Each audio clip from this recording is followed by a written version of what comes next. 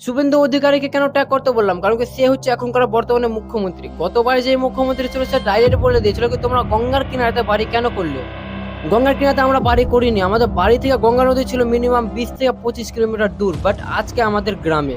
আমি যদি ঠিক বলে থাকি তাহলে ২০১১ সালে মমতা ব্যানার্জি মুখ্যমন্ত্রী পদে ১ম পা রাখে। আর সেই দিন, সেই সময় থেকে গঙ্গা ভাঙন শুরু।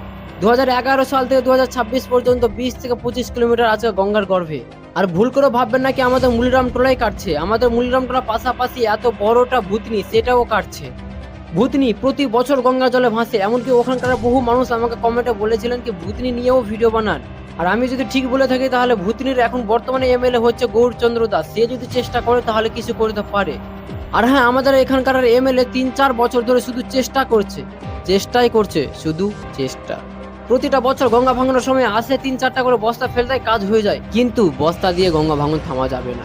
আর হ্যাঁ, যত পারেন এই ভিডিওতে শুভেন্দু অধিকারীকে ট্যাগ করুন। আর আপনি যদি শুভেন্দু অধিকারীকে ট্যাগ করতে না পারেন তাহলে কংগ্রাচুলেশন, আপনি আমাদের সাহায্য করতে চান না।